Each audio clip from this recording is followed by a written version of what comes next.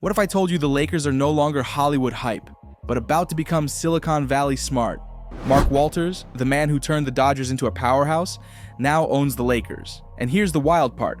What if he walks in, fires everyone, and says, "I'm rebuilding this from scratch. No more clinging to nostalgia, no more drama, no more just trust the stars." What if LeBron gets traded back to Cleveland? What if JJ Reddick is out before his coffee even gets cold? Well, let's answer all your what ifs. If Mark Walters wanted to change the Lakers, the first place he'd start wouldn't be on the court. It would be in the front office. And knowing how he's built the Dodgers, where the smartest minds in the league work behind the scenes, it's not hard to imagine him bringing that same model to the Lakers. He's not someone who hires for celebrity. He hires for competence, strategy, vision. So let's talk about Vision 2030, the hypothetical new Lakers brain trust. First, Bob Myers. This is the guy who built the Golden State Warriors dynasty. He didn't just sign stars, he drafted and developed a sustainable core. Steph, Clay, Draymond. Myers knows how to build culture, how to manage egos, and how to build teams that aren't just built to win, they're built to last. If Walters wants long-term success, Myers is the most logical hire to run basketball operations. Next, imagine they have Shane Battier as the general manager. Think about this. Battier has a data-first mindset. He's been working in the Miami Heat front office, and he has a reputation across the league for being one of the smartest basketball thinkers around. Players respect him, coaches trust him, and executives call him a future team president. Pairing him with Bob Myers gives the Lakers the kind of front office that could think long-term and build a roster around principles, not just names. Then there's the coaching. The smart move? David Adelman. Not a recycled coach or a big personality, but someone who understands the modern NBA on a tactical level. Adelman is a big part of why Denver's offense works so fluidly. He's the architect behind much of Jokic's off-ball motion system. He understands how to create structure without killing creativity.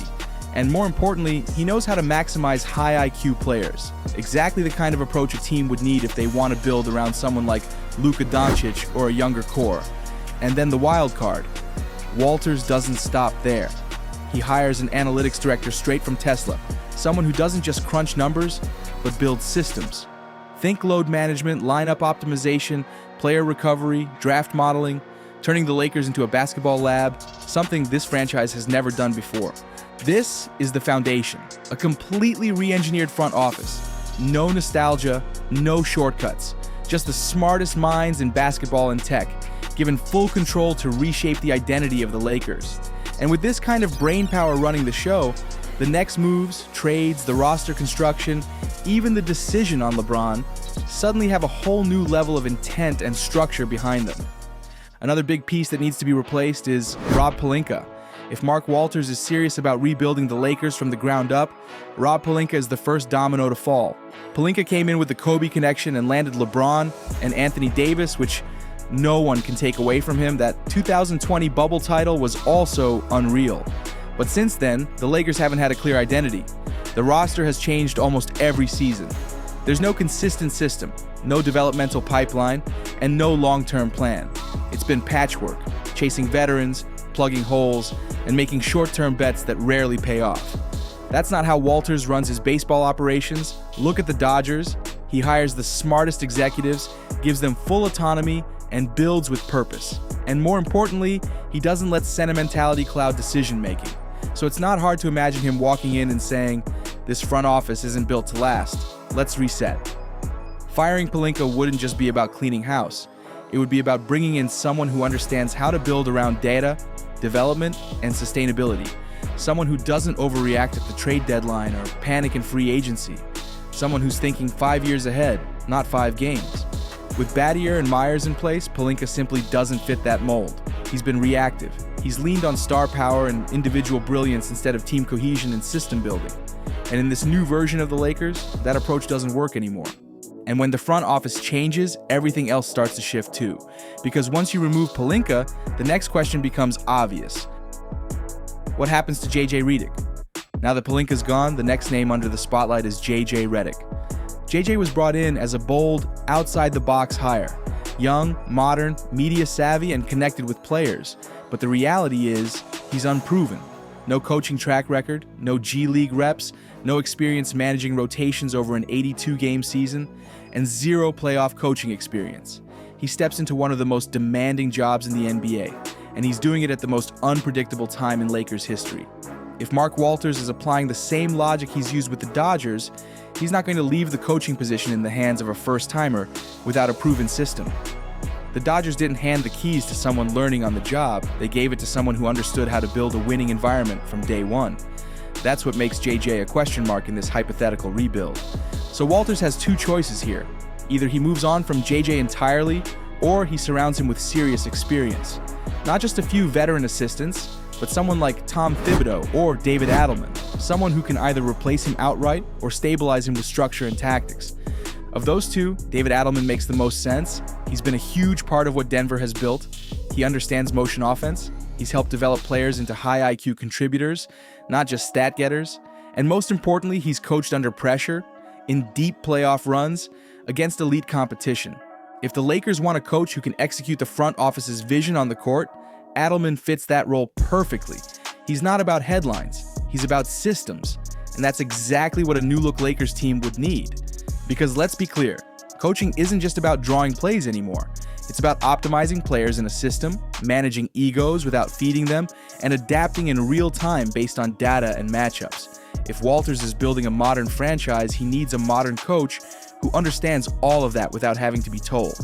And once the coaching situation is settled, it opens the door to the biggest decision of all. What do you do with LeBron James? This is where it gets real, because up until now, we've been talking about front office structure, coaching, and philosophy. But the biggest decision, the one that could define everything about this rebuild, is what to do with LeBron James. LeBron isn't just a player. He's the face of a generation. He's a brand. He's the most influential athlete of the modern NBA era. And at age 40, he's still putting up numbers that most players would dream of in their prime. But here's the problem. He's not on the same timeline anymore. Not for a long-term project. Not for a true rebuild. Rumor has it right now that next year might be his last year. So does he stick with nostalgia, or does he try to use him as an asset to build around Luka now? If Mark Walters is looking 5 years ahead, it's hard to justify keeping LeBron unless he fully buys into a mentorship role or transitions into a limited-minute playoff-only piece. But let's be honest, that's not who LeBron is. He's never been that player, and he likely never will be. He still wants to compete. He still wants control. He still wants to win now. So the question becomes, do you trade him? And if you do, there's only one destination that makes sense: Cleveland, back where it all started. One final full-circle moment. A franchise that would welcome him back, embrace the narrative, and probably be willing to bring Bronny along with him. The trade idea floating around is simple but bold. LeBron James and Bronny James for Jarrett Allen, Darius Garland, and some draft picks. Oriented LeBron James and Bronny James for Josh Hart, Mikal Bridges, and Mitchell Robinson. Let's break that down. Cleveland gets the greatest player in their history back, plus the added storyline of Bronny. It brings excitement, sells tickets, and instantly gives them veteran leadership for a playoff run. The Lakers, meanwhile, get Garland, a young, offensive-minded point guard who still has upside. Jarrett Allen, a proven defensive anchor, is still in his prime. But more importantly, the Lakers clear cap reset their timeline and they fully commit to the next chapter. From a basketball standpoint, it makes sense. Garland can run the offense. Allen gives you rim protection. And if you're building around someone like Luka, or a younger core in general, those are pieces that fit. From a strategic standpoint, it's cleaner too. No emotional ties. No pressure to cater to a legacy. It opens the floor for the new front office to build without compromise. With the Knicks trade idea, it brings in much-needed defensive wings and a center which the Lakers desperately need. But this is where it gets complicated. Trading LeBron is never just a basketball move. It's a cultural shift. It means admitting the LeBron era is over. It means handing the keys to someone new. It means resetting expectations across the board, from fans to sponsors to media. It's the type of move that only an owner with a long-term vision can make. And if Walters is that kind of owner, willing to take short-term criticism for long-term stability, then trading LeBron becomes less of a risk and more of a necessity. Because if you're going to rebuild the Lakers properly, you need to clear the floor for a new foundation. And the only way to do that is by moving on from what's still standing. And if that's the case, the next step is obvious. Who do you build around? And how do you start constructing that future piece by piece?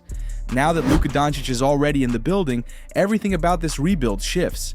You're no longer searching for the face of the franchise, you've already got him. The job now is simple but critical. Build a team around Luka that can compete long-term. Luka's first season as a Laker was impressive, even if it ended in disappointment. After being sidelined with a calf strain for over a month, he came back on February 10th and dropped 14 points in limited minutes against Utah. Then came the stretch that reminded everyone of who he is. A triple-double against his former team, the Mavericks, 30 points and 15 assists against the Pelicans, joining LeBron, Magic, and Jerry West as the only Lakers to ever hit those marks in a game. And then, that emotional return to Dallas on April 9th, the tribute video, the standing ovation, and then Luka dropped 45 points just to remind the Mavericks exactly what they gave up. He joined Wilt Chamberlain as the only player in NBA history to score 45 plus 4 and against the same team in a single season. So if you're Mark Walters and you've already cleaned house in the front office and addressed the coaching situation, the next move is to build a system that maximizes Luka's prime. That means several things. Spacing. You need 4 shooters around Luka at all times. He creates gravity on every possession. The more space he has, the more efficient your offense becomes. Lob threats. He's one of the best pick-and-roll passers in the league. You need athletic bigs who can dive to the rim, catch lobs, and finish through contact. Rim protection. Luka isn't a plus defender, so you surround him with length and switchable defenders who can cover ground and protect the paint. Depth. You can't rely on Luka to carry every single possession for 82 games. That's not sustainable. You need a secondary creator and reliable bench production. And it's not just about who plays with him, it's about how the team plays. That's why David Adelman becomes even more important here, because Adelman's motion-based system in Denver, built around Jokic, is the closest thing we've seen to what Luka needs. Structured freedom, constant movement, off-ball screens, decision-making, not a playbook full of ISOs, just smart, fluid basketball. And let's not forget the timeline here. Luka's 26. This isn't a 2-year window. This is a 7-year runway. If you build it right, you're looking at a sustainable contender from Luka's age 27 to 33, those prime years where stars go from great to generational. But to pull that off, you've got to reshape the roster. You've got to find pieces that fit the identity you're trying to build. And that's where we go next. The trades. The moves that could reshape this roster around Luka and finally give him a real shot at carrying the Lakers deep into May and June. The Lakers don't need another quick-fix trade. They need smart, strategic moves that align with the system they're trying to build. Every player has to serve a purpose within that vision. Defend, space the floor, complement Luka's playmaking, and most importantly, not clog the lanes where Luka operates best. Getting Ayton was a great start. His finesse style of playing will complement Luka well as a lob threat and for his mid-range game, but the Lakers need a true defensive anchor in the middle. That starts with the offensive structure. Luka is the engine. Everything runs through him. So the system needs to be built around spacing, motion, and decision-making. No more stagnant ISOs or outdated post-ups. The idea here is to run a 4-out, 1-in motion system. Luka operates with the ball up top or in the high post, surrounded by shooters and cutters constantly moving without the ball. This is how you keep defenses guessing. When Luka drives, the corners are spaced. When he pauses to read the floor, backdoor lanes are open. Every movement has to be purposeful. It's not about playing fast, it's about playing smart. Now defensively, it's a different kind of challenge. Luka isn't a lockdown defender. He's smart, but he's not laterally quick or aggressive on switches. That means the defensive system needs to do 2 things: cover for his weaknesses and still be aggressive enough to disrupt the opposing offense. That's where the front office's emphasis on length, switchability, and rim protection comes into play. You want defenders who can guard multiple positions, close out quickly, and funnel drives toward the shot blocker. Adelman's background in Denver makes him the perfect coach for this structure. He knows how to run a system that relies on high IQ and ball movement, and he understands how to get the most out of a heliocentric player like Luka without wearing him down. That's important because, as good as Luka is, you can't burn him out by February. That's where player tracking, AI-assisted load management, and advanced rotation planning come into play. This front office won't just guess minutes, they'll monitor fatigue, optimize substitutions, and maximize efficiency. Luka doesn't need to play 40 minutes a night. He needs to play 32 to 35 elite minutes that win games without sacrificing the long term. This identity, slow, smart offense with constant movement, combined with a length-heavy defense that rotates in contests, becomes the Lakers' new DNA. It's not flashy, but it's functional. It's built for postseason basketball, and that's where the biggest payoff happens. When things slow down in April and May and possessions matter more, a team built like this doesn't panic. It doesn't fall apart when the threes stop dropping or when the stars get doubled. It adapts. It finds the open man. It executes. This time, there's structure, there's identity, and there's a system that doesn't collapse the moment one star misses a game. But the final question, the one that determines whether this entire vision holds together, is whether this team, built around Luka and supported by this new infrastructure, can win a title. We think so. Luka is a champ. He just needs the right squad around him, and they have a chance to compete with anyone. Well, I'll leave that for you to decide. I'll be waiting for you in the comments, and don't forget to subscribe to the channel. Thank you.